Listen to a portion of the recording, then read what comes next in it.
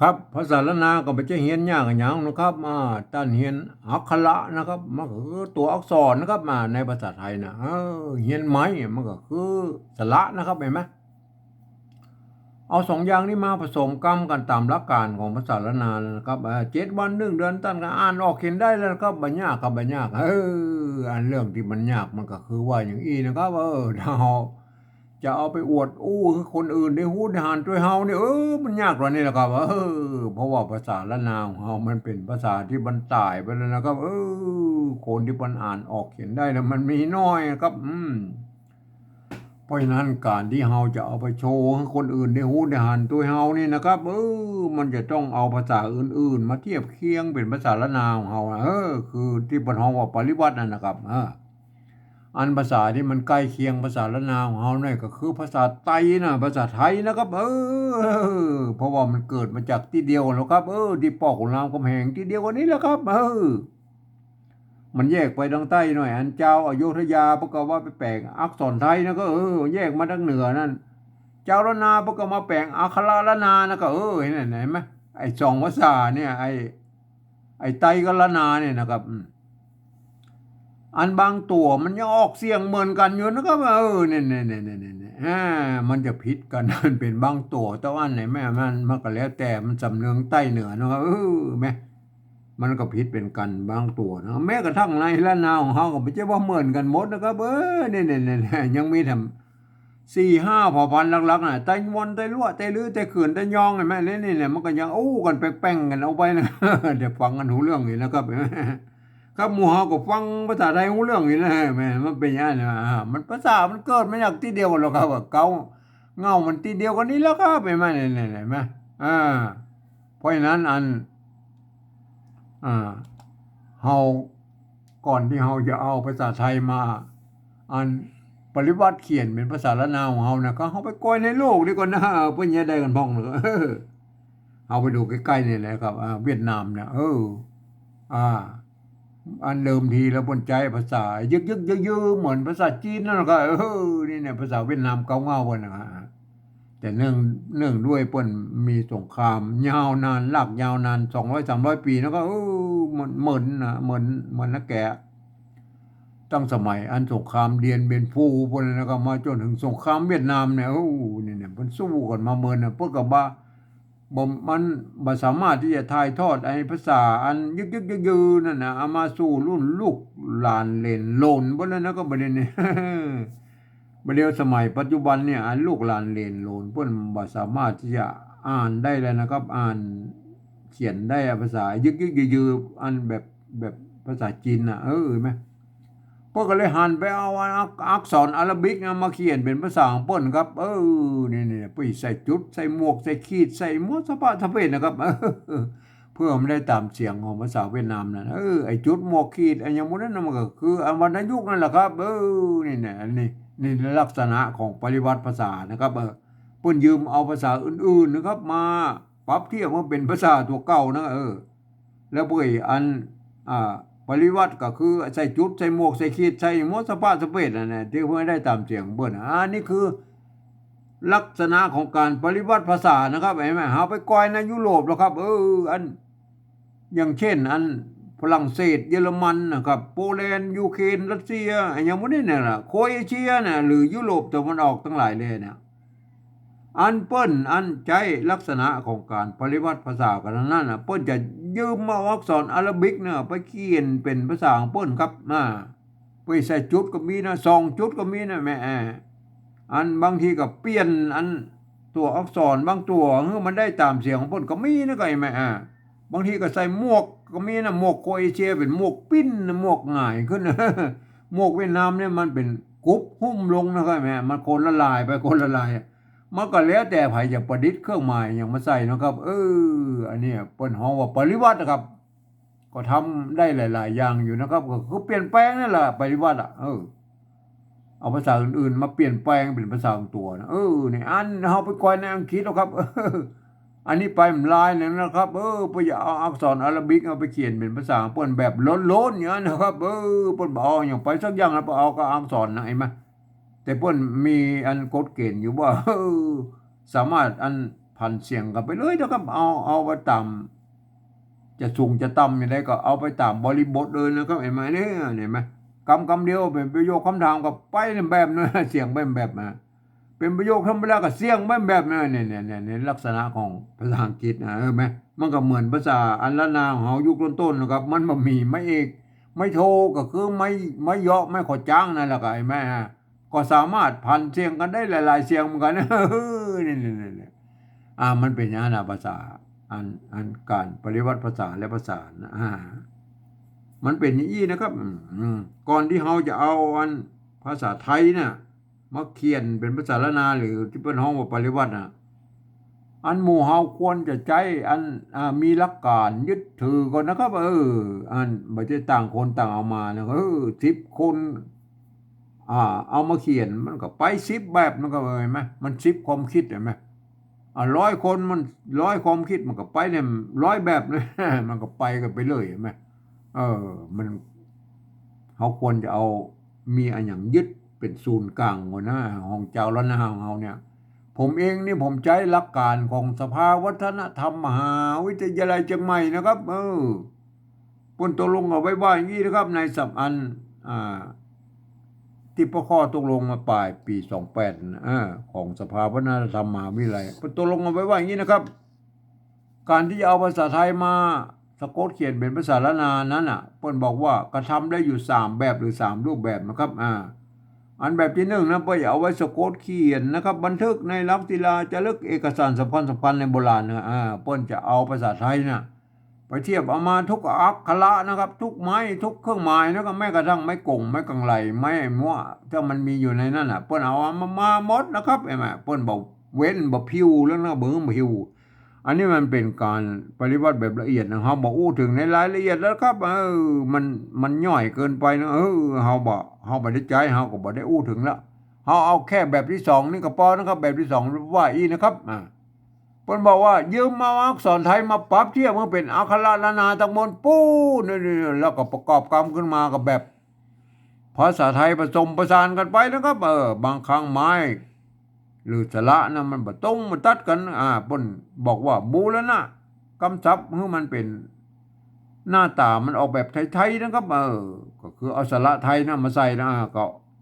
เวลาอ่านนั้นมันท่านต้องนึกถึงว่าอันนี้มันเป็นอักขระละนานะเนี่ยหน้าตามันเป็นไทยก็จริงนะอย่างเงี้ยเอาคนอื่นทั่วไปบ่สามารถเข้ามาได้อย่างเช่นตัวนี้มันเนี่ยท่านเห็นว่าเป็นอ้างนะครับนี่นะถ้ามันประกอบ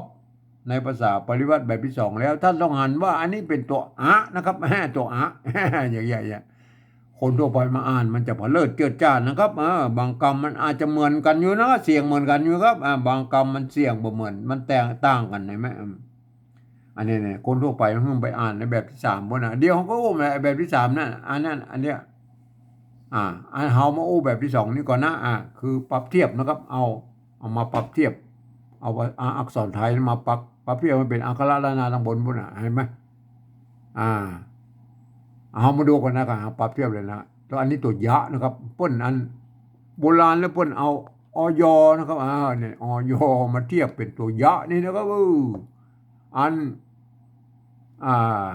ตัวยอยักษ์ตัวเดียวเอาเทียบเป็นตัวญะนะครับไอ้เนี่ยอันนี้เนี่ยท่านก็หูไว้ว่านะมันอย่าไปซับซ้อนนะครับอันเนี้ยตัวยะไม่กูกับสระอูเนี่ยไม่ยะนะครับยูเนี่ยอันนี้อยู่เห็นไหมอันก็มีหลายคำนะอยู่ยาอยากอันนี้มาดูเขามาดูไอ้โบราณก่อนนะครับโบราณ ภาษาโบราณบริเยแม่เนี่ยอยู่แม่เนี่ยอยู่นะครับอยู่เดือนไฟไข่เปิดไข่นี่เป็นใจ สมัยนั้นเป็นใจขาห่างยาวนะก็เนี่ยแม่แค่ขอขวดนะไงขาของยาวไข่เอาใบถั่วตั้งใบอย่างก็ว่าไปนะอยู่เดือนไฟกับแม่ลูกอ่อนนะครับแม่ยิงน่ะอยู่เดือนไฟอยู่เดือนไฟเนี่ยมันมีไม่เยอะในสมัยนี้อันยูก็ได้อันยูก็ได้อันยูก็ได้แม่อันเดี๋ยวนี้ก็อ่านว่าอยู่นะครับอยู่เดือนไฟมันอยู่เดือนไฟนะครับท่าน ท่านก็เวลาอันนี้มันออกเสียงยอยักษ์ไทยนะอันนี้ยาแม่เนี่ยยาสันสานิบาตยาสานิบาตเนี่ยมันเป็นยาสานิบาตกับลูกอ่อน อย่างว่ายาเนี่ยยาอันยาก็ได้อันยาวก็ได้อันยาอันเนี่ยเห็นไหมมันเป็นแย่เราไปดูตัวต่อไปแล้วก็เนี่ยเนี่ยห้างเย็นใช่ไหมห้างตัวละนี่เป็นออกเสียงฮอนะครับมันใจร่วมกันนะตัวละเนี่ยไทยเป็นร่างนะครับเมืองกับห้างนะ มันเป็นยังไงไหมเย็นห้างเย็นงาจ้างนอแฮด นอแฮดเห็นไหมท่านนายไทยกับนอแรดนะ มันใจร่วมกันนะภาษานี่มันเกิดมาจากที่เดียวแล้วครับ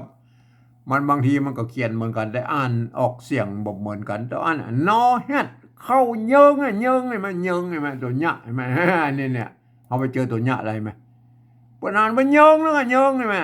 ท่านแยกก็ถูกนะครับเย็นกับเยิงไงอันเนี้ยอยเนี่ยตัวหยะมันออกเสียงยอยักษ์ไทยก็เย็นเยิงไงอันนั้นตะกี้เขาอยู่แล้วมันออกเสียงอยู่ยาอย่างแล้วมันมีปัญหา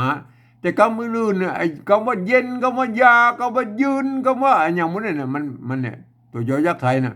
อันกลัวยอยักษ์ละนาเนี่ยมันยงไงมันยงเนี่ยมันเอาไปดูไอ้ตัวยอยักษ์ละนาตัวต่อไปแล้วก็ยงไงมันยงอันนี้ตัวยอยักษ์ละนาตัวต่อไปผู้ยิงไงมันผู้ยิงเป็นด้อยอะไรเนี่ยผู้เนี่ยกับยิงยอนะครับตัวหน้าไอ้แม่เนี่ยไม่กี่ตรงง่าไอ้แม่ยิงผู้ยิงไอ้ผู้เนี่ยมันก็ด้วยอย่างนี้มันเป็นกรรมที่มันใจร่วมกันภาษาละนานะครับไม่ใช่ว่าภาษาไทยเอาภาษาไทยมาเขียนนะครับอันนี้มันเป็นภาษายุคต้นของภาษาละนาแล้วนะครับมันใจร่วมกันนะไอ้ผู้ยิงเนี่ยมันผู้เนี่ยเมื่อไม่ใช่ภาษาไทยนะครับภาษาไทยละนามันใจร่วมกันนะครับ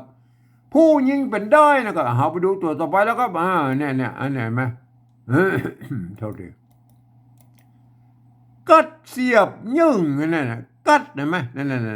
อันเนี้ยตัวกะเห็นไหมกัดเสียบมันเนี่ยเสียบยึงเห็นไหมมันมีมายอกอ่านมันยึงได้เสียงแหล่ได้เห็นไหมได้มันมีอันไม่ชัดมันแตนไม่ก็จังนะได้เสียงแหล่แม่ยึงเห็นไหมยึงนะครับยึงยอแล้วก็ยึงเห็นไหมอันตัวต่อไปแล้วครับยอดข้าวเนี่ยยอดมันยอดยอดยอดตัวหน้านะก็ยอดข้าว5 กอกเห็นไหมเนี่ยโอเคนะตัวต่อไปแล้วครับยอดข้าว5 กอกแล้วนะครับตัวต่อไปแล้วครับอันเนี่ยเอาเกี่ยวน้อยเกี่ยวหลวงเงี้ยวหมูนะครับมันเงี้ยวหมูนะตัวหน้าเห็นไหมอันเนี้ยเนี่ยตัวหน้าตัวย้อนะพอเอาตัวยอยักษ์มาเทียบเป็นตัวหน้าเนี่ยเงี้ยวหมูนะก็เห็นไหมเนี่ยเอามาดูตัวต่อไปแล้วก็เห็นไหมเนี่ยคุยดุเอาหญ้านะครับตัวหญ้าอันนี้หญ้ารับมึนเนี่ยมันเนี่ยท่านก็ดูให้ดีนะไอตัวอันตัวอยเนี่ยมันเป็นนี่ตัวอยเนี่ยตัวยะเนี่ยเป็นอยพออยเทียบนะครับตัวยอยักษ์พอเราเอาไปเทียบเป็นตัวหญ้าแล้วนะครับมันไม่สามารถที่จะมาเปลี่ยนแปลงได้นะครับท่านกับโหนะอันนี้อยู่นะอยู่โอเคนะอยู่โอเคนะครับเอาก็พอหูแล้วนะครับไอ้ตัวหญ้าเพื่อเอาเทียบเป็นตัวยออันเอายอยักษ์มาเทียบนะครับอันตัวยอยักษ์ไทยเนี่ยเพิ่นเอาอยเนี่ยไปเทียบนะอยู่ยาอย่างยากยืนเย็นนะอย่างนั้นนะโอเคนะครับเอาบ้านอันนี้ไม่กล่าววงไงตัวบะไม่ก่อจ้างอันไม่กล่าววงไม่กล่าวน้อยก็อันเดียวกันแล้วก็เสระอาเนี่ยเห็นไหมตัวหน้าบ้านอันนี้ไม่กล่าววงเห็นไหมอันเนี้ยบ้านเสียงโทพิเศษเนี่ยอันที่ไทยเพิ่นเขียนมาได้นะเขาไปดูอันไม่กล่าววงวันนะก็ไม่กล่าววงเนี่ยอันป้นจะใจอันมี5-6 ตัวนะ5-6 ตัวนะครับโบราณเนี่ยอันเนี้ยอันนี้เอาถ้าเป็นยองก็ว่าเคนะกับเคตัวข้าหางยาวเคแม่เคไอ้ข้าเนี่ยมันออกเสียงคอนมันจะใจกะละหงก็ได้นะครับอันนี้มันใจตัวข้าหางยาวอ่านว่าเครือนะครับเครืออันนี้ตัวมะ ไม่กาไม่สัตว์นี่มันแต่ตัวกะเนี่ยมากนะเครือมากบ้าตัวบ้าไม่กามันมีไม้ขอจ้างนะปกติใส่ไม้กงกับไว้นี่นะก็คืออันตัวนี้มันเปลี่ยนเสียงได้เนอะนะจะบ้าก็ได้จะบ้าก็ได้อันบ้าก็ได้เนี่ยเครือมากบ้าเครือจุ้งจะลิงเนี่ยมันเนี่ยบ้าใจไม่กล่าววงนะครับเห็นไหมเขาไปดูตัวต่อไปแล้วก็เนี่ยไอ้เนี่ยเนี่ยไม่กล่าววงเนี่ยไอ้ทาตุใช่ไหมทาตุจักใช่ไหมไอ้ตัวท่านะครับไม่กล่าววงนะไม่กล่าววงนะครับเห็นไหมอันนี้มี2ตัวแล้วนะครับทาตุจักนะเขาไปดูตัวต่อไปแล้วก็ตัวต่อไปเนี่ยตัวต่อไปอันนี้ตัวกะนะครับตัวกะละโฮงเนี่ยกะละโฮงอ่านว่ากะละโฮงนี่มันอ่านเป็นตัวคอนะครับตัวคะนะครับเห็นไหมอ่านว่าคานะยาเนี่ยเสียงคาเนี่ยยาเสียงคาแดงเนี่ยมันก็อย่างโมโหนะในโบราณเป็นว่าอีกเขาดูตัวต่อไปอ่านตัวกะแล้วอันนี้ตัวกะแล้วนะครับ3 ตัวแล้วนะครับเห็นไหมตัวที่4นะครับตัวที่4ตัววะนะครับเห็นไหมอันนี้เนี่ยตัวตะไม่เก๋ามันมีไม่ยอกอันว่าเต้านะตัวว่าไม่กาแม่ไม่กาโบ้งมันก็เสมือนว่ามีไม่ยอแล้วก็อ่านว่าเต้าว่า3 เครื่องเนี่ยตัวกะละโหงออกเสียงคอแล้วนะครับอ่านว่าเครื่องนะครับเครื่องเห็นไหมเครื่องปู่จาเห็นไหมเนี่ยเต้าว่า3 เครื่องปู่จานะครับเนี่ยก็ว่าไปนะครับเอาดูตัวต่อไปแล้วครับเนี่ยอันนี้ตัวต่อไปนี่มันอย่างนี้นี่ตานะครับนี่เห็นไหมนี่ตาเห็นไหมเนี่ยบดกับน้ำนึ่งเป็นปั๊มเปลือกขามฝนตกตาเนี่ยตกตานะก็ตกตาเนี่ยตัวตะนะไม่ใจไม่กล่าววงนะครับเนี่ย5 ตัวแล้วนะครับเห็นไหมอันเนี่ยอันตัวที่6นะนี่เขาไปเจอเนี่ยเนี่ยไปเจอเนี่ยเห็นไหมอันหญ้าคำห้อยเนี่ยหญ้าคำห้อยฝนเนี่ยหญ้าเนี่ยตัวหญ้ามันมีไหมขอจ้างอ่านว่าหญ้าน่ะหญ้าคำเนี่ยตัวข้าออกเสียงคอนะคำไม่เนี่ยคำเป็นใจไม่กล่าววงถึงแม้จะเป็นอันไม่กำเลยคำห้อยฝนนะก็เห็นไหมมี5 ตัวแล้วนะ6 ตัวนะก็มาเจออยู่6 ตัวนะที่บนใจไม่กล่าววงนะมันไม่ใช่5 ตัวอันที่เขาอันปัจจุบันก็อันนี้รออันนี้บ้านเห็นไหมบ้านบ้านตะกี้นะปนใจไม่กล่าววงนะอันนี้ถือว่าเป็นไม่กล่าววงนะมันวงไปหน่อยนะมันกับไม่ใช่ไม่กล่าวน้อยนะกันเนี่ยบ้านตะกี้นะบ้านกำต้นฝนน้ำจริงกินตาหายอันเนี้ยตะกี้ตาใจไม่กล่าววงประเดียวตาใจไม่กล่าวน้อยมันเนี่ยถ้าเนี่ยมันเป็นยังไงน้อยก็ได้บงก็ได้นะก็พวกก็ไม่ได้ถือกันในสมัยโบราณใช่ไหมไม่กล่าววงไอ้บ้านเลยแม่ไม่กล่าวน้อยตาแม่ตะกี้ตาใจไม่กล่าววงนะครับเนี่ยเอาดูตัวต่อไปแล้วครับแม่ไอ้บางทีบ้านเนี่ยตัวบ้าเนี่ยแม่เนี่ยไอ้สะนี่บาทเนี่ยแม่เนี่ยสะนี่บาทเนี่ยแม่สันนิบาตมันก็บางทีมันก็เขียนเป็นสันนิบาตมันก็แล้วแต่ป้นจะเขียนลูกเล่นป้นก็หลายอย่างนะไอ้สันนิบาตไอ้บะเนี่ยตัวบะไม่กาน้อยไม่นี่ไหมอันบางทีก็ไม่กาน้อยไม่กาวงถ้าก็จะไปถือแล้วก็เนี่ยมันก็ว่าไปบ้านตะกี้เฮาโอ้เลยบ้านเนี่ยแม่เนี่ยไม่กาวงอะไรไม่กาน้อยก็แล้วสุดแล้วแต่แล้วก็เปิ้ลนะไม่เปิ้ลนะไม่เก๋ตัวปะอันตัวปะเนี่ยเปิ้ลยืมอันตัวพอพานมาเป็นตัวปะนะไอ้ตัวปอในภาษาอันละนามันมี2 ตัวนะไอ้ตัวปะกับตัวปะไปเอาซอนสูงเนี่ยตัวปะไปเอาซอนสูงนะไอ้ตัวปะนี่เป็นเอาซอนต่ำเนี่ยมันกู้กันมันเป็นตัวปอเหมือนกันนะครับไม่ใช่ตัวพอพานนะครับท่านไปอ่านจะไปเข้าใจผิดนะครับไอ้ตัวปะนะครับไอ้นี่ตัวปะนะครับอันนี้เนี่ยอันนี้เป็นภาษาปริวัตินะครับท่านต้องอ่านเป็นอย่างอ่านนะครับเปิ้ลแล้วก็ไม่กี่ไม่กี่ไม่กี่ไม่ย่อตัวหน้าไอ้แม่เนี่ยมันเป็นเยี่ยนะอันสระสระเอืออันภาษาละนาน่ะปนใจร่วมกันในโบราณนะครับเนี่ยเขาไปศึกษาก่อนนะครับสระเอือน่ะ เนี่ยอันสระนะเห็นไหมสระเห็นไหมเนี่ยเอาไปดูแล้วเนี่ยผีเสื้อนะผีเสื้อเห็นไหมผีอันนี้อันเนี่ยถ้าเป็นยองอันเสือนะผีเสือหลงหลวงนี่มันหลงเห็นไหมอันยองอ่ะผีเสือหลงสีเหลือหลงหลงนี่มันหลวงเนี่ยเจ้ายองนะครับอันนี้มันอ่านเสือก็ได้อ่านเสือก็ได้อ่านเสือก็ได้มันกรณีนี้บริบทนี้อ่านว่าผีเสื้อหลวงถ้าอ่านแบบยองอ่ะผีเสือหลงผีเสือหลงมันก็จะอ่านเป็นมันเสือหรือสีผีเสือหลวงมันอ่านยองหน่อยมันถ้วยน้อยนึ่งตวงอย่างก็ว่าไปนะผีเสื้อนะครับอันนี้ไม่ผีเสื้อนะไม่เกลืออันนี้เป็นไม่เกลือนะครับกรณีอันนี้เป็นไม่เกลือนะครับเป็นไม่เกลืออันไม่เกลือนะผีเสื้อนะเขากรณีเป็นไม่เกลือนะเขาไปดูตัวต่อไปแล้วกันเนี่ยอันนี้ก็ไม่เกลือฮะไม่เกลือเนี่ยอันกรณีที่มันมีอันตัวนะสะกดอยู่ทางบนเนี่ยมาป้นเขียนเป็นตัวละแตนแล้วก็จำไว้นะครับมันไหมการที่อันตัวนะเขียนทั้งบนตัวโดเนี่ยมันมีตั้งแต่โบราณนะพอเขียนเป็นตัวละแตนแล้วก็เดือเห็นไหมมันเดือแล้วมันสะกดด้วยตัวหน้ามันอ่านว่าเดือนน่ะเดือนใช่ไหมถ้าเป็นยองก็เดินน่ะเดินไฟเดินอะไรอย่างก็ว่าไปนะเดือนนะก็เดือนนี่ไหมเดือนนี่ไหมตัวหน้าสะกดอยู่บนพอเขียนตัวละแต่อันนี้ไม่เกลือนะเห็นไหมไปก้มตัวแล้วก็เป็นตัวเห็นไหมอันนี้มันไม่ใช่ไม่เกลืออะไรแม่เนี่ยมันมันเป็นไม่เกลือแม่เนี่ยอันนี้มันไม่เกลือนั่นเนี่ยเนี่ยเอานะก็เอาเนี่ยเอานะตัว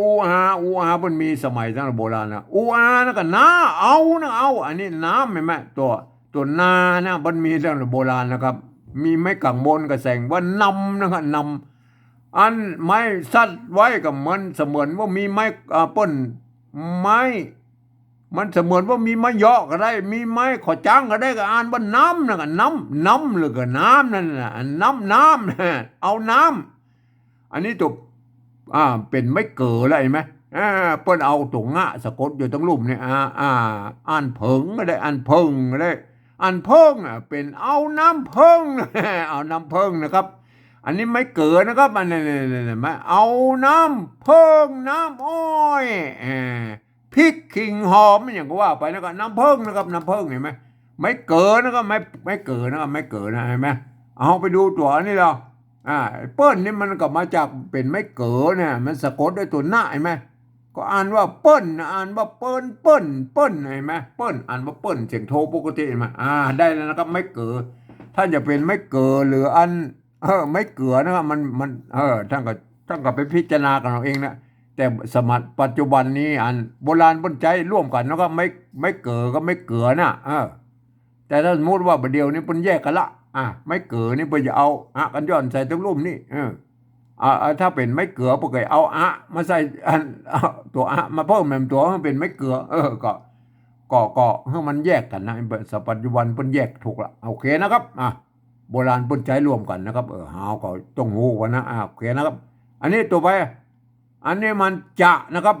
ถ้ามันบ่มีไม่เยอะอย่างนี้มันก็อ่านอันนี้มันเขียนแบบอันตามสำเนียงกับนะครับถ้าจะเขียนแบบนี้มันก็อ่านว่าจะนะครับเสียงจัตวานะครับถ้ามันเขียนอย่างนี้มันออกเสียงเองมันก็บอกจะไปนะจะไปตัวป้านี่มันตัวมันออกเสียงปอนะมันเสียงสมัญมันใจตัวป้านะครับจะไปไหมจะนั่นจะเขาก็เอาเทียบมานะครับอันนี้อันเทียบมานะครับเทียบมาตามที่เปิ้นมีนะเห็นไหมอันตัวจะกับจอจานเนี่ยไม่เยาะกับไม่อีกนี่ตัวไม่กะใช่ไหมนี่ความจริงอันถ้าเป็นเฮาจะเอาเสียงจารวาเฮาเขียนเต้าอี้กับปอก็ได้แล้วนะใครไหมอันนี้มันก็จะไปแล้วนะครับจะไปแล้วมันมีไม่กะซ่อนรูปอยู่ในนี้นะครับอันนี้เฮาจะเอาเป็นเสียงเอกนะครับจะไปตามเอาเสียงกระบู้นะเฮาก็เอาเขียนอย่างอี้ใช่ไหมมันก็จะไปอันนี้จะแล้วนะครับจะแล้วนะครับเห็นไหมก็เดี๋ยวเราปฏิวัติแบบที่3เนี่ยก็อุ้มกรรมนะอันนี้ไม้ไก่นะ ตัวป้านะครับอันนี้ตัวป้ามันยืมพอพานมาเนี่ยไม่ใช่ว่าจะไพนะครับเนี่ยเปิ้ลนะครับอ่านว่าเปิ้ลจะไปนะครับอ่านว่าเปิ้ลจะไปนะ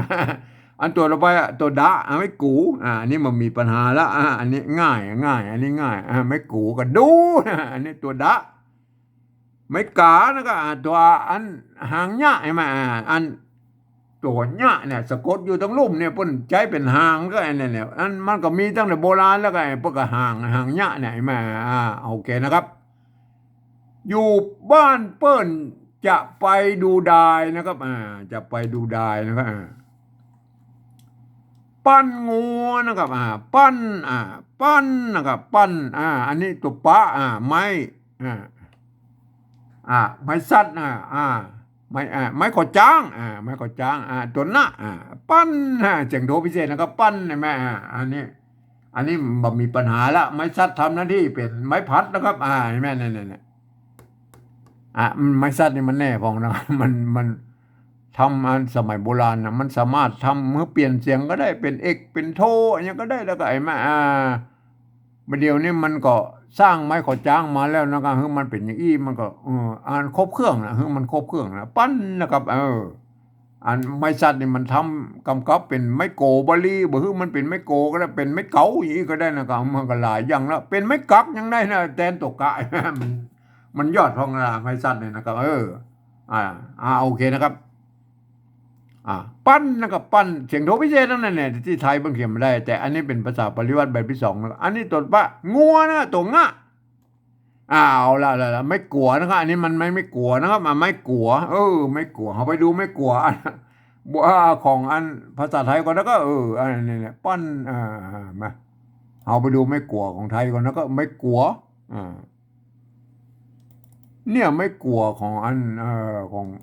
ของภาษาละนาเนี่ยไอ้แม่เป็นยังไงเนี่ยเนี่ยแจ้ตัวจ้านะมันมีไม่ย่อกับอันว่าแจ้เสมือนว่ามีไม่ย่อนะครับอันว่าแจ้กินนะเนี่ยอ่านกินก็ได้อ่านกินก็ได้อ่านกินก็ได้นะแม่กรณีนี้มันอ่านว่าแจ้กินอันนี้ตัวกะไม้สัตว์กับตัวหน้ามันอ่านว่ากันนะก็ตัวออกเสียงสามัญนะกันนะก็เจ็บมาเจ็บสมัยนั้นพวกเขียนตัวอีมันก็เจ็บแล้วนะครับเพราะว่ามันสมัยนั้นมันมีไม้ย่อไม้ขอจ้างนะครับพวกอ่านใบยี่แล้วก็บาดเดียวมันจะต้องไปเป็นไม้เก๋นะครับมันถึงอ่านว่าเจ็บนะครับอันนี้ไม้เก๋มันก็อ่านว่าเจ็บนะครับโอเคนะว่าเขาก็หย่อนไปนะครับเจ็บหัวเนี่ยไม่กลัวนะไม่กลัวนะเอาทั่วถึงมันอย่างก็ว่าไปนะก็เห็นไหมหัวนะก็หัวไม่กลัวเพิ่นจะมีอันไม่กงกำกับอยู่ตรงบนพุ่นมันเหมือนอันเพิ่นไม่ใช่ไม้ซัดนะครับเห็นไหมเพิ่นมีตั้งแต่โบราณนะไม่กลัวเห็นไหมเนี่ยอันนี้เป็นอันภาษาอันละนายุคต้นๆเลยนะครับท่านมันก็ควรจะเอาไปเป็นต้นเพิ่นก็เอาอันนี้แหละไปเป็นต้นแบบลักของภาษาละนานะครับไม่กลัวเปิ้นนี่เปิ้นใจไม่กงอยู่ตรงบนนี่แล้วก็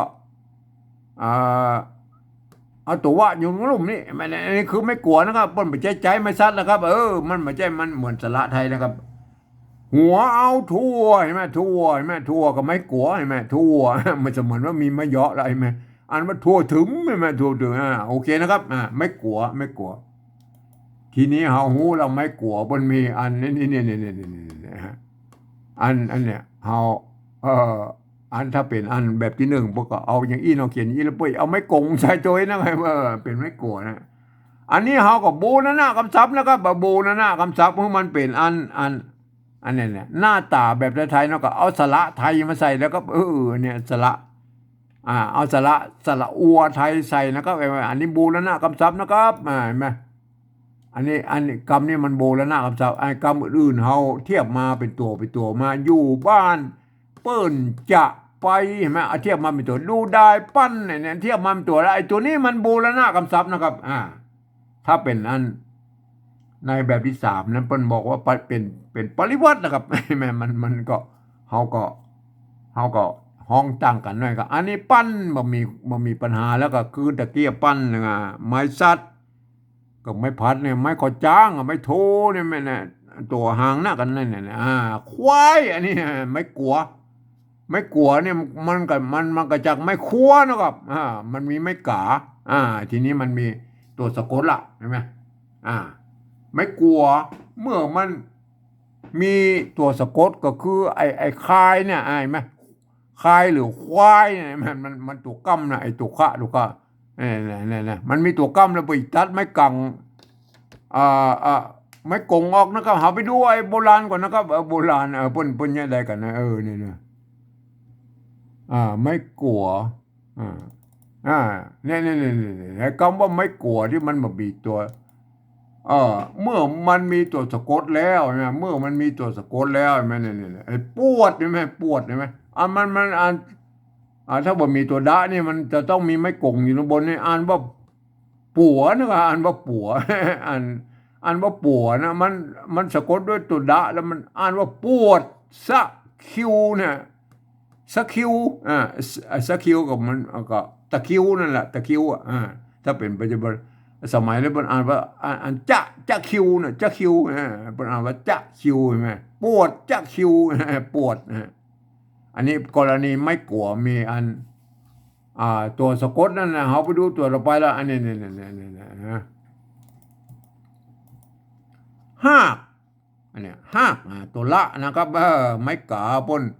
อันตัวบนเนี่ยมันเป็นไม้กักนะครับมันแทนตัวกะอยู่ตรงรุ่มนี่อ่านว่าหากนะถ้าไทยอ่านว่าราก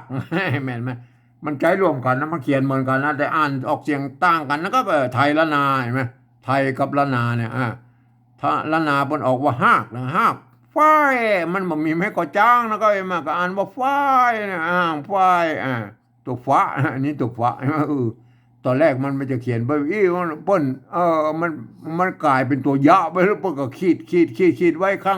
งบ่เอาเปิ้นก็ตะวันหางไม่เป็นตัวฟ้านะครับบ่หากฝ้ายไม่กาไม่กาตัวสะกดด้วยตัวหางยะนะครับมันเสมือนว่ามีไม้ก่อจ้างแล้วก็ห้าฝ้ายห้าพักนะห้าพักนะสองควายนะครับเนี่ยควายตะกี้ละควายรับมือเนี่ยควายน่ะตัวกะตัวข้านะครับตัวข้ากำด้วยตัวว่าไม่กาใช่ไหมเนี่ยอันตัวอันนี้มันไม่ใช่ไม่กลัวแล้วครับโทษทีนะครับ มันไม่ใช่ไม่กลัวแล้วก็อันนี้เป็นตัวกั้มนะครับมันตัวกั้มโทษทีนะครับมันไม่ใช่ไม่กลัวนะครับไม่กลัวนะครับอันตะกี้ไม่กลัวกรณีมันไม่ปวดนะครับมันหัวนั่นนะมันก็เป็นไม่กลัวนะอันนี้กรณีนี้มันเป็นตัวกั้มนะครับมันไม่ใช่ไม่กลัวนะครับมันเป็นตัวฆ่านะครับกั้มด้วยตัวว่าไม่กามันก็เสมือนว่ามีตัวเดียวนะมันเป็นคอควายคอวเนี่ยคอวมันอ่านเป็นไม่กาแล้วก็อันนี้มันเป็นไม่กาไม่ใช่ไม่กลัวนะครับโทษทีนะครับไม่กาอ่านบอกควายนะก็อ่านว่าควายนะครับโทษทีนะครับ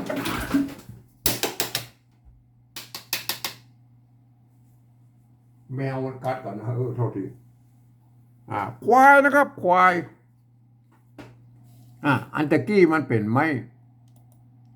อันนี้มันเป็นไม่กลัวก็กรณีอันนี้เนี่ยไม่กลัวตะกี้นะมันมีกอนี่นะครับเห็นไหมมันมีไม้สักตัวสะกดนะครับเห็นไหมอันนี้ไม้กลัวใช่ไหมอันนี้ไม่กลัวนะครับไม้กลัวหัวนะครับเห็นไหมกรณีนี้มันเป็นตัวกั้มนะครับตัวกั้มตัวข้ากั้มตัววะเนี่ยไม่กาหางเนี่ยอ่านว่าควายนะครับควายรับมึนนะครับควายแล้วห้าพักควายรับมึงนะโทษทีนะครับมาโอเคห้าฝ้ายห้าพักควายรับมึนเนี่ยโอเคนะครับทีนี้เราปริวัติแล้วครับปริวัติตัวข้าหางยาวยืมตัวคอคนมาเป็นแล้วก็ไม่อันตัวกะเนี่ยเอาคอควายไปเขียนเอายืมไปเป็นคอควายแล้วนะอันนี้ตัวว่ากำว่ากำกับวอแหวนนะเห็นไหมตัวไม้กาแล้วก็ไม้กาอันนี้ตัวหางยะแล้วก็หางยะกันยอยักษ์เนี่ยควายเนี่ยควายอันนี้ก็มาตรงตัวนะปั้นมาตรงตัวอันนี้เห็นไหมตัวหะนะครับหะก็ยืม อ่าหอหีบนั่นก็มาเป็นไม้กืออันนี้เนี่ยไม้กือโบราณเปิ้นใจนี่เนี่ยไม้กิแล้วก็ไม้200ตวัดอยู่ตรงกลางนะครับอันเห็นไหมเป็นไม้กือนะไม้กือโบราณนะเห็นไหมแล้วก็ไม้ขอจ้างนะครับไม้กือก็อันไม้กือมันจะเป็นอันสมัยล้านนายุคปลายๆนะปกติเอาไม้กิไม้ตวัดห่างกันยังมีนะครับอันโบราณเปิ้นไม้กือเปิ้นอย่างอี้นะครับเห็นไหม เปิ้นจะไม่เกือไม่กี่เราไม่200ตวัดอีเนี่ยคือไม่เกือโบราณนะใช่ไหมไม่เกืออันยุคต่อมาเปิ้นเอาเขียนไม่กี่มาแล้วเปิ้นขี้คานยกไปอันใส่ไม่สองเปิ้นก็ตวัดห่างเลยนะก็โอเคนะครับมันก็เป็นไม่เกือเหมือนกันนะครับอันนี้เกือนะหูละเอาเปิ้นยืมสระเนี่ยมันเป็นไม่เกือเนี่ยเนี่ยไม่ขอจ้างไม่โทนะเนี่ยเนี่ยจะเป็นแบบที่1บ่เขียนอีนะครับ ทีนี้เฮามันเป็นแบบที่2มันอย่างอี้มันบักงามแล้วก็เฮาก็อันนี้ก็บูรณะคำศัพท์นะครับบูรณะคำศัพท์เอาอ้างเอาหน้าตาแบบอะไรอย่างเฮาไปดูไม่กือโบราณแล้วก็ไม่กือนะก็ไม่กือไม่กือโบราณเนี่ยเพิ่นเขียนเท่าอี้แล้วเนี่ยเพิ่นก็เป็นไม่กือแล้วนะครับสระแล้วเนี่ยมันเนี่ยมือใบมือแม่เนี่ยเปิ้นมือเปิ้นบ่มีกันย้อนนะครับมันเหมือนภาษาไทยนะครับเห็นไหมไม่เกือเนี่ยไม่กิไม่กิแล้วก็อันไม่200ตวัดอยู่ตรงกลางเปิ้นฮ้องว่าเป็นไม่เกือนะครับมือเนี่ยมือมือก็ได้มือก็ได้มือก็ได้เห็นไหมก็เปิ้นอ่านได้3เสียงนะในภาษาละนายุคนั้นมันบ่มีไม่เหาะไม่ขอจ้างนะครับเปิ้นก็อ่านได้3เสียงนะครับมือใบปิดปิ้วมือใบปิดปิ้วมือนั่นไงแม่เนี่ยมันพวกก็มีเก้าอี้ไหมอันไม่เกือโบราณไหนไหมทีนี้เฮาฮู้แล้วเฮาก็อันไม่เกือเท่าบ่มีอันนี้มันแบบที่2แบบที่1ปฏิบัติแบบที่1พวกก็เอาเขียนเก้าอี้นะครับเห็นไหมแบบที่2นี่บูรณะคำศัพท์นะครับหน้าตาแบบไทยๆนะครับไอ้แม่เนี่ยอันนี้บูรณะคำศัพท์นะเนี่ยครับอันนี้บูรณะคำศัพท์นะครับมันมันหน้าตาแบบไทยๆนะครับแต่เวลาอ่านนั้นท่านต้องอ่านนึกว่าเป็นตัวหะนะครับไม่กือนะครับเนี่ยไม่ขอจ้างนะอ่านว่านะครับอันนี้เปิ้นนี่มันมีความหมายแล้วเฮาอู้ตะกี้ละเปิ้นนี่มันอู้ไปแล้วนะเปิ้นนะตัวปะไม่เกตัวปะก็ยืมพอพานมาเนี่ยตัวไม่กี่ตัวไม่ย่อนะตัวหน้าตัวอันนี้ตัวหน้าหางหน้าเนี่ยเปิ้นเนี่ยเปิ้นอันนี้ตัวต่อไปเล่นนะครับเล่นไม่เก๋ตัวละนะไม่ขอจ้างไม่ขอจ้างอันนี้เนี่ยอู้ตะกี้แล้วนะครับตัวละเนี่ยตัวหน้าสะกดตำบลเนี่ยเนี่ยความจริงมันจะตัวหน้ามันต้องเขียนทั้งรูปเลยนะครับเนี่ยไม้อยู่หน้านะครับไม้อยู่หน้าหรือไม้อยู่บนเนี่ยมันตัวสะกดมันจะต้องอยู่ตรงรูปนี้นะครับมันเป็นอย่างคำว่าเนี่ยปั้นเห็นไหมหรือเป็นหรืออะไรเนี่ยมันก็จะต้องตัวสะกดมันจะต้องเป็นหางหน้าอยู่ตรงรูปเนี่ยพอดีว่ามันตัวละเนี่ยมันเป็นมันมีตัวละตัวงะตัววะนะครับมันถ้าเราเขียน3ซ้อนนี่มันจะล้นมันถ้ามันไปมันจะล้นบรรทัดก็คือ3ชั้นนะครับทั้งรูปนี้มี3ชั้นเนี่ยมันจะว่ามันจะไปล้นรบกวนอันอื่นเพื่อก็เขียนเป็นตัวหน้าเอาไว้ทางบนปุ้นแต่เปิ้นเอาเขียนเป็นตัวละแทนใช่ไหมถ้าเป็นแบบที่1เพื่อก็เขียนนะครับเนี่ยเล่นของเฮาแบบที่2ครับแบบที่2เฮาก็บูรณะคำศัพท์นั่นก็คือมันเป็นหน้าตาแบบไทยๆหน่อยก็คือเอาตัวเขียนเป็นตัวหน้านะครับอันนี้ก็เป็นเปลี่ยนแปลงอันตัวอักษรนะครับเพื่อมันเป็นอันแบบไทยๆนะครับเห็นไหมเฮาไปดูอันโบราณก่อนแล้วครับโบราณไอ้ตัวละนี่แหละครับเฮาไปดูไอ้ตัวละแล้วครับเนี่ย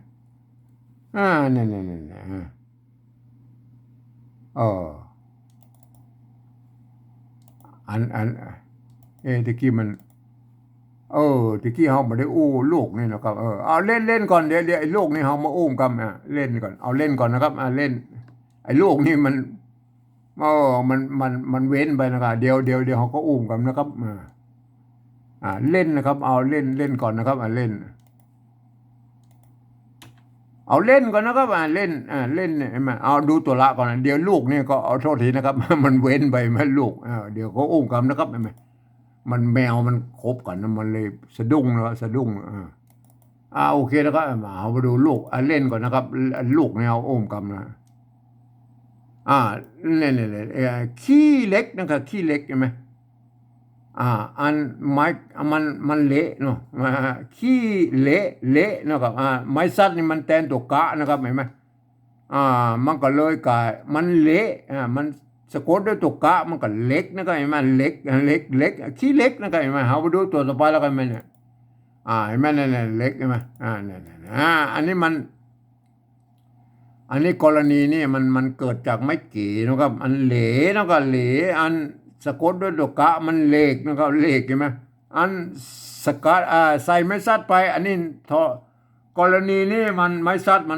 นทำหน้าที่เป็นไม้ใจคู่ละใช่ไหมอ่านว่าเล็กมันเล็กใช่ไหมเนี่ยเปิ้นบอกเอาอันตกกะนี่มาสะกดไว้ทั้งรูปนี่ไหมพ่ออย่างมันจะเติกไม้กี่ทั้งรูปนี่ไหมเนี่ยมันจะหมุนมันจะวันกันนะก็เห็นไหมพวกก็เลยเลื่อนเอาไปไว้ทางบนปุ้นเลยเนี่ยตัวกะมันเนี่ยมันเหตุผลเพราะว่าเห็นเนี่ยไอ้ตัวละตัววะตัวงะเนี่ยมันสามซ้อนแล้วมันจะไปเติกพื้นที่ตั้งอันว่าบรรทัดต่อไปนะก็บรรทัดไอ้ของภาษาละนาบ่เขียนอันใต้บรรทัดนะครับมันเป็นยังไงมั้ยอันเล็กมันเล็กมันจะไปเติกอันเหตุผลเพราะเห็นนี่นะก็เห็นมั้ยเนี่ยแม้กระทั่งตัวอย่างอี้มันเนี่ยไอ้กอกใช่ไหมกอกหลวงเนี่ยเดี๋ยวว่าความจริงมันเป็นไม้กัวนะครับไหมไม้กัวอยู่ตรงบนเนี่ยมันมีหลัวเนาะหลัวพวกอย่างมีไม้กงอยู่บนเนี่ยหลัวนะก็หลัวเมื่อมันหลัวแล้วมันหลวงแล้วพวกก็ย้ายไปไว้ทางบนพวกนี้แม่เนี่ยมันจะเติกไม้กี้ทางบนลุ่มนี่แม่เนี่ยก็พวกเขียนเต้าอี้มันหลวงเลยไหมความจริงมันก็ผิดหลักการอันไม่กลัวหน่อยไปหน่อยก็บอกเป็นยังนะครับมาโบราณเพิ่งเกี่ยกันยี่ไหมอันเจ้าอันใต้เขินตั้งปุ้นเพิ่งเอาตัววะไว้ทั้งรูปนี่เอาตัวงะไว้ทั้งบนก็ชุดแล้วแต่นั้นมันก็เขียนกันหลายแบบนะก็มาก็เฮ้มันอ่านได้ก็เป็นไม่กลัวกันแล้วกันนะหลวงโอเคนะครับภาษาละนามันเป็นยี่อะไรมาอันนี้นะหลวงนะแม่หลวงผีเสื้อหลวงแม่หลวงนี่แม่หลวงมันก็มีหลายคำมีนะหลวงเนี่ยคำก็พวกเกี่ยวกันยี่นะแม่เอาไปดูตัวไปแล้วเนี่ยกรณีตัวมะกับตัวนะเนี่ยเพื่อจะเอามาหวั่นกันได้นะไงหวั่นกันนี่แหละหม้อเนี่ยไม่ก่อใช่ไหมเนี่ยหม้อมันเสมือนว่ามีไม่ก่อจังละน้ำหม้อนึ่งใช่ไหมนึ่งไงตัวน้าใช่ไหมบ่อนมีตัวงะสะกดไว้ตั้งรูปนี้ได้มันเนี่ยนึ่งเนี่ยอันนี้นี่มันตัวนะกับตัวมะนะครับเปิ้นเอาหวันกันได้นะถ้ามันไม่ตัวละมันหวันมาได้อันนึ่งไงมันไม่กือโบราณไปเยอะไม่กี่แล้วก็ไม่200ตะวัดอยู่เนี่ยมันเสมือนว่ามีไม้ขอจังแล้วสมัยนั้นมันบ่มีแล้วก็อ่านว่านึ่งน้ำหม้อนึ่งมันเป็นยังไงตัวนะก็ตัวมะนะตัวมะอันนี้เปิ้นเอามาหวันได้นะครับเอาโอเคนะครับเนี่ยเอาโอเคนะเล่นจบแล้วนะครับเห็นไหมอันเปิ้นเอาอันเหตุผลที่เปิ้นเอาห่างหน้าเนี่ยไปไว้ทางบนพุ่นเพราะอย่างเพราะมันจะไปหวั่นกับบรรทัดอื่นนะครับเอาโอเคนะลูกนะครับลูกที่มันตกหล่นลูกไปแล้วขอโทษทีนะครับลูกไอ้ลูกเนี่ยมัน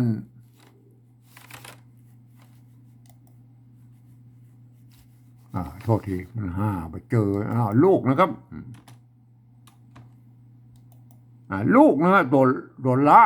เนี่ยลูกตัวละนะครับตัวละไม่กูไม่กูอันกรณีนี่มันไม้สัตว์นี่มันแตนเป็นไม้กักนะครับมันแตนตัวกะสะกดอยู่ตั้งข้างๆนี่นะครับลูกนะเนี่ย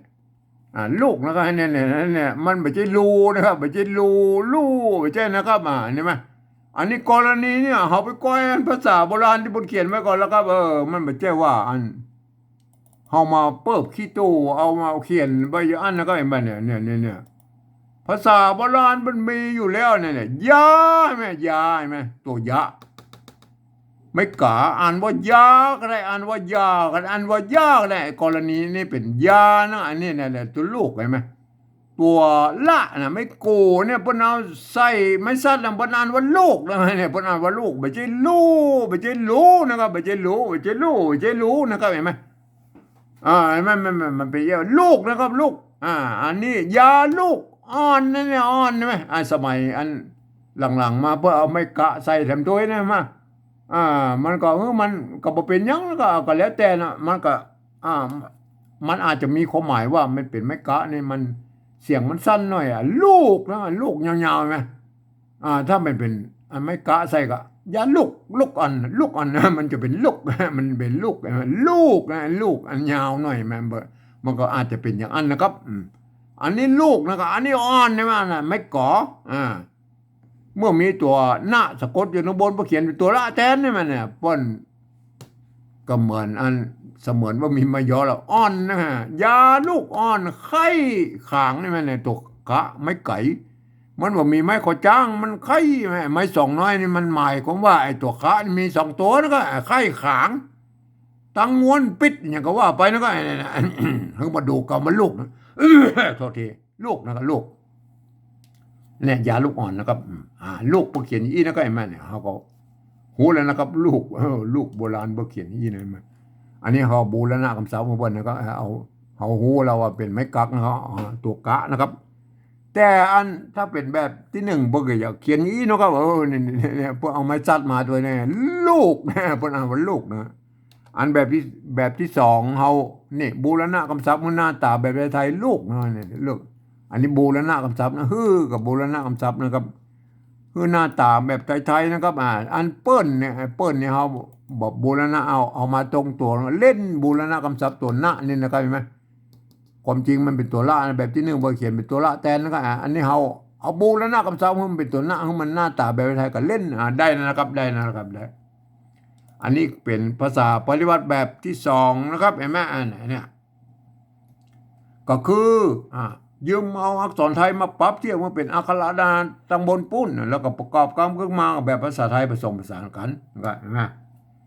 บางครั้งไม้หรือสระมันบะตรงบะตัดกันก็เปิ้นบอกว่าบูรณะคำศัพท์ได้นะครับเห็นไหมแต่เวลาอ่านนั้นท่านต้องนึกถึงว่าอันนี้เป็นภาษาละนานะครับเห็นไหมอันตัวยะนะตัวบะตัวปะนะตัวจะตัวดะตัวปะเห็นไหมตัวงะมันเป็นยังไงตัวข้าอังยาวเนี่ยมันเป็นยังไงไหมท่านลองหันว่าเป็นภาษาละนานะครับเห็นไหมคนทั่วไปสามารถก็มาอ่านได้เพราะเหตุนี้แล้วกันไหมบางกรรมมันจะผิดเพี้ยนกันนะครับบางกรรมก็จะเหมือนไว้ไหนเพราะฉะนั้นคนที่จะอ่านได้ต้องเรียนรู้ภาษาละนามาอ่านนะครับเห็นไหมอ่านว่าอย่างนี้นะครับอยู่บ้านเปิ้นจะไปดูดายปั้นงัวปั้นควายลูกเปิ้นเล่นเนี่ยแม่เสียงโทพิเศษนะเปิ้นเล่นบ้านปั้นแม่ตรงพิเศษนะครับแม่เดี๋ยวก็อุ้มกันอันนี้เป็นสำเนียงเชียงใหม่ตะยวนนะครับในการอ่านนะครับเห็นไหมภาษาอันปริวัติแบบที่สองนี่มันใจร่วมกันได้นะครับท่านจะเป็นไตยวนไตลั่วไตลื้อใจเขินไตอย่างก็ใจละการเดียวกันนี้แล้วครับเห็นไหมก็เวลาถ้าอ่านก็ท่านจะอ่านเป็นสำเนียงอย่างกันแล้วแต่ทางท่านนะครับเห็นไหมแต่สำหรับอันแบบที่แบบที่สามนะบนว่าอีนะครับอันภาษาปฏิบัติแบบที่สามตามข้อตกลงอันปลายปี28ของสภาวัฒนธรรมมหาวิทยาลัยเชียงใหม่นะปนตกลงกับไว้อีนะครับหลักการมันบอกฟังเอาเสียงภาษาละนาทางบนปู้นี่เปิ้นเปล่งเสียงออกมาอย่างใดนะครับ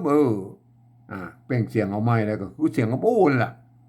ท่านก็เอาภาษาไทยเขียนไปจะนานเนี่ยปนูกระเตยนะครับมันไม่ได้อู้ยาวนะครับมาแต่ปกลืมกึดไปเนาะอันภาษาไทยมันเป็นระบบ5เสียงนะครับมันจะเขียนระบบ6เสียงนั้นมันก็ยังว่านะครับมันไม่ได้เสียงครบนะครับเห็นไหมอันโดยเฉพาะอันเสียงโทพิเศษทงเมืองนะพอเขียนมาได้นะครับมันแบบได้นะอย่างคำว่าบ้านเห็นไหมเพิ่นออกเสียงโทปกตินะครับดังนั้นในภาษาละนามออกบ้านนะครับอันนี้บ้านเพิ่นเขียนได้แค่บ้านใช่ไหมมันออกมาได้อันเดียวเขาก็อุ้มกับไอ้เสียงโทอันไหนมาเอาฟังเอาเสียงโทพิเศษเดี๋ยวเขาก็อุ้มกันโอเคนะเอาอยู่นะเอาอยู่ฟังนะฟังเป็นคำไปนะครับอยู่แบบที่สองมันก็อยู่เอาบทพอข้างบนไปแล้ว เอาภาษาไทยเขียนแล้วก็อยู่นะพวกก็เขียนเลยเต้ากันเลยแม่อยู่เนี่ยอยู่ยาอย่างนี่มันเต้ากันนะก็เห็นไหมอันเสียงยอยักษ์ไทยนะอยู่บ้านนี่บ้านเสียงโทพิเศษนะครับอันนี้อันนี้กับบ้านตัวบ้านนะครับไม่ขอจ้างไม่กาตัวหน้าไอ้แม่บ้านเฮาบ่พอทั้งบนนะบ้านไทยใจนะครับบ้านบนเขียนตัวอีมันบ้านอ่านว่าบ้านก็อันมันโทปกติอันเนี้ยได้เห็นไหมเฮามันสะกดแล้วก็ไอ้ตัวบ้านี่มันเป็นอักษรกลางก็พันในกูเสียงแล้วก็แม่ไม่สระหางยาวเนี่ยบ้านอันนี้บ้านใส่ไม่เอกบ้านใส่ไม่โทบ้านบ้านเนี่ยเปิ้นบ้านมันเสียงโทปกติแล้วก็บ้านแล้วก็อันเนี้ยอันนี้เปิ้นอ่านว่าบ้านนะครับอันนี้มันตัวเป็นตัวบ้านะครับไม่ก่อจ้างไม่กาตัวหางหน้าอะไรแม่บ้านอันนี้นะบอใบไม้ก็ไม่โทสระอาตัวนอนหนูอ่านว่าบ้านเห็นไหมบ้านมันบอกบ้านนะครับเนี่ยแดงมันเป็นบ้านนะครับผมเองผมเอาจุดประดับไว้นะครับนี่นะตามแนวทางของอันเวียดนามบนนั้นนะครับมาเปิ้นปฏิวัติมานะเปิ้นใส่จุดใส่หมวกใส่ขีดใส่หมวกสะพายสะเพนะเพื่อไม่ได้ตามเสียงบ่นอันนี้เปิ้นภาษาไทยเปิ้นเขียนมาได้แล้วครับพวกเอาจุดประดับไว้เนี่ยหมายความว่าไอ้จุดนี่มันคือเสียงโทพิเศษนะครับนี่คือออกเสียงโทพิเศษบ้านอันใส่ไม่ตีแล้วครับมันบ้านเห็นไหมมันบ้านมันบอกบ้านนะครับมันบ้านนะครับบ้านบ้านใช่ไม่ใช่ว่าบ้านบ้านนี่ไหม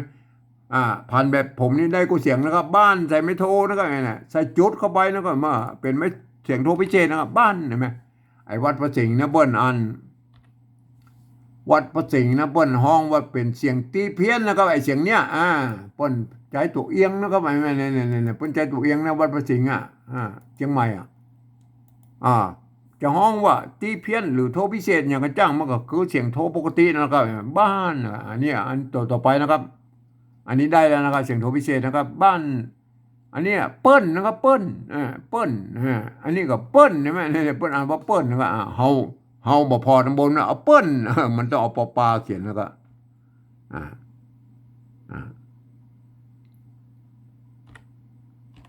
อันนี้มันเปิ้ลตัวปอนี่เป็นอักษรกลางกันนะเห็นไหม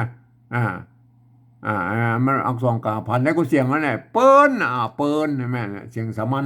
ใส่ไม่เอกเปิ้ลนะครับเปิ้ลนะมันอันนี้มันบอกไปเขียนแบบบนก็ไม่ได้นะมันเปิ้ลนะครับมันเปิ้ลใส่ไม่โทเปิ้ลเห็นไหมเนี่ยเปิ้ลนี่มันเต้ากันเลยแม่เนี่ยอันนี้ตัวปะนะครับเปิ้ลอันนี้ก็เปิ้ลเห็นไหมใส่ไม่ตีก็เปิ้ลเห็นไหมใส่ไม่เตอเปิ้ลอันใส่ไม่จะว่าเปิ้ลเห็นไหมเห็นไหมเปิ้ลอันนี้มันเสียงโทพิเศษไอ้โทปกติเห็นไหมเปิ้ลเสียงโทพิเศษอันนี้บ้านเห็นไหมคนละเสียงกันนะครับมาเห็นไหมเปิ้ลได้แล้วนะเปิ้ลตัวต่อไปแล้วอันจะนะครับอันเนี่ยออกเสียงเอกนะครับจะอันนี้ก็จะเนี่ยจะเนี่ยเขาบอกพอน้ำบนเอาจะไทยใช่นะครับปนเขียนตัวอีปกจะนั่นนะครับเห็นไหมเห็นไหมเขามันต้องไปยุ่งแล้วมันออกเสียงเอกอะไรไหมจะใช่ไหมเนี่ยได้แล้วนะมันต้องไปยุ่งมันเนี่ยจะใช่ไหมไปนะครับไปไหมมาอันนี้เป็นเอาว่าไปไหมเขาเอาไปใช้แล้วก็เอาบอกพอน้ำบนนี่มันจะไปไหมเนี่ยไหมพวกเขาเขียนตัวอีพวกเขาจะไปเลยมั้ยเห็นไหมอันนี้เขาก็ถือว่าอันบูรณะคำศัพท์นะคือมันได้เสียงตามภาษาละนานะครับเนี่ยจะไปเนี่ยโอเคนะครับมันเขียนมาเหมือนจังปุ้นเขาก็แสดงให้ดูหน่อยว่าจะไปเขียนอย่างนี้นะครับอันต่อไปดูนะครับดูอันนี้ก็ดูไทยใส่นะครับมันเต่านะดูได้เอาก็ได้เอาได้ใช้นะครับดูได้มันเต่ากันก็แล้วไปนะครับอันเนี่ยอันที่มันเต่าแล้วเราไม่ต้องไปยุ่งมันอยู่ป้าบ้านเปิ้นจะไปดูได้ปั้นเสียงโทพิเศษสำหรับเสียงโทพิเศษโทเมืองไหนปั้นใส่ไม่เอกปั้นใส่ไม่เอกปั้นใส่ไม่โทปั้นปั้นมันบอกปั้นนะครับเอาเนี่ยได้ใส่จุดเข้าไปกับปั้นเสียงโทพิเศษใส่ไม่ตีปั้นปั้นปั้นใส่ไม่จะว่าปั่นปั้นอันนี้มันปั้นนะครับใส่จุดเข้าไปปั้นบ้านเนี่ยเต้าอันนั้นนะปั้นบ้านอันนั้นงัวนะครับงัวปั้น ปั้นนี่อันปฏิวัตินะครับไม่ใช่บูรณะคำศัพท์แล้วครับปั้นคือปฏิวัติในแนวทางของเวียดนามนะไม่ได้ตามเสียงงัวนะตัวต่อไปงัวนะก็งัวก็เอางัวไทยใส่แล้วก็งัวพวกก็เขียนได้เต้าอี้ไหมงัวโอเคนะไอ้ปั้นนะปั้น ปั้นเนี่ยเอาใส่จุดนะครับใส่จุดนะครับแม่ใส่จุดอันนี้เหรอตัวต่อไปเนี่ยควายนะก็ควายอันเนี้ยควายออกเสียงคอนะก็ควายอันเนี้ยไอ้ควายนะก็เฮาบ่พอละเอาควายใช้นะครับแม่ควายควายไทยเพิ่นเอาใจคอควายนะก็เนี่ยเพิ่นใจคอควายนะก็เนี่ยอันเนี้ยปั้นควายนี่ปริวัตินะครับปริวัติเสียงมันได้ตามมันภาษาละนาตำบลปุ้นใช่ไหมความจริงมันก็ควายมันเสียงเหมือนกันละเพียงแต่แบบอักษรมันเหมือนกันมาได้แล้วก็ปั้นใส่จุดแล้วก็เห็นไหมอันต่อไปเนี่ยอันนี้เห็นไหมอันเอาภาษาไทยเขียนแล้วครับปั้น โทษทีเสียงมันแป่งนะครับอันนี้มันเห็นไหมนี่แหละมันแล้วก็ใส่จุดลงไปแล้วเสียงโทพิเศษอะไรแม่เห็นไหมตัวต่อไปแล้วก็ลูกเห็นไหมอันนี้เสียงโทพิเศษเนี่ยลูกนะครับลูกตัวต่อไปลูกเห็นไหมลูกอันนี้ลูกเอาลูกไทยใช่แล้วครับลูกมันเต้าอะไรลูกเห็นไหมก็โอเคนะครับลูกเพียงแต่อันภาษาเกาเงาปนมันบ่ลูกตอนนั้นก็โอเคนะก็ลูกเอาลูกไทยใส่มันก็เขียนได้นะก็เขียนได้ก็แล้วไปนะเปิ้ลก็อูดได้แล้วก็เอาตัวปอเขียนนะครับใส่ไม่โทนะมันก็เปิ้ลเสียงโทปกติแล้วนะก็เปิ้ลใช่ไหมเปิ้ลใช่ไหมเปิ้ลนะครับเปิ้ลนะครับได้แล้วนะเปิ้ลอันนี้เล่นอันนี้เล่นใช่ไหมเล่นเสียงโทพิเศษนะครับ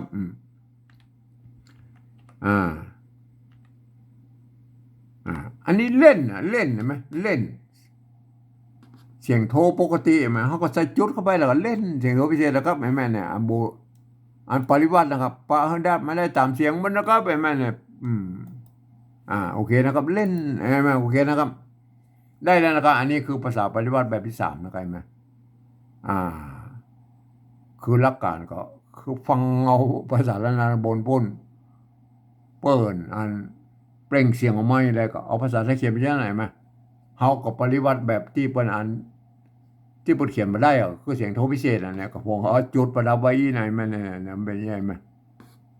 นอกนั้นก็โอเคก็คืออ่านไปตามนั้นนะครับตามหลักภาษาไทยนะเกือบทุกประการยกเว้น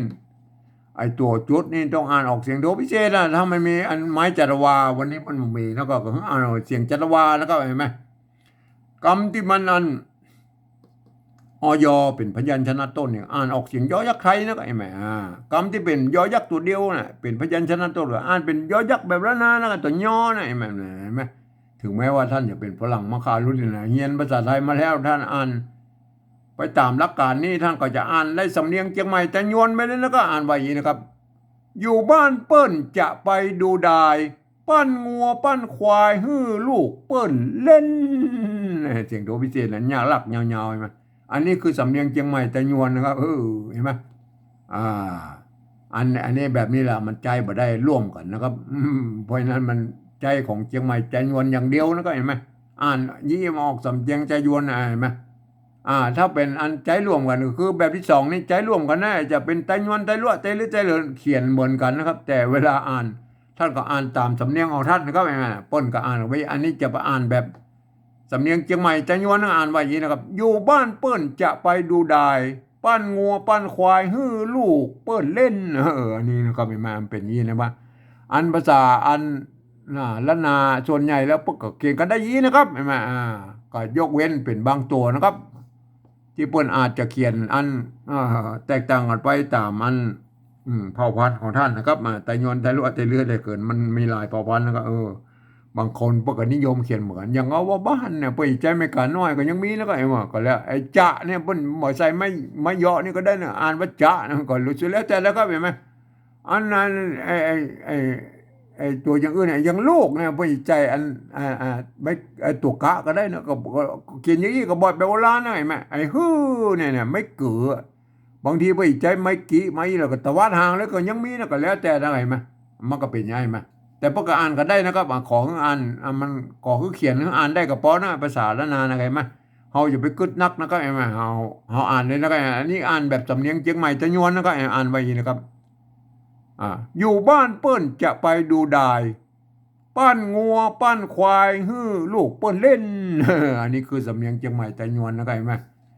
ท่านเป็นอ่าอันนี้คือวันนี้คือการปฏิบัติแบบภาษาละนาแบบสำเนียงเชียงใหม่ตะยวนนะครับครับท่านอันแบบที่สองนี่สามารถใจร่วมกันได้นะครับท่านจะเป็นตะยวนได้ลวดได้เลือดได้เกินใจร่วมกันได้นะครับแบบที่สามนี่มันแบบสำเนียงเชียงใหม่ตะยวนเพื่อออกเสียงกันอย่างอี้นะครับก็เขียนได้อย่างอี้ได้ไหมก็ท่านเป็นเผ่าพันธุ์อื่นๆแบบที่สามนั้นท่านก็ไปคิดกันเอาเองนะครับเป็นอันไตลั่วไตลือไตคืนไตย่องท่านก็ไปคิดคนกันเอาเองนะครับวันนี้ผมก็ขอบรรยายเพียงแค่นี้นะครับ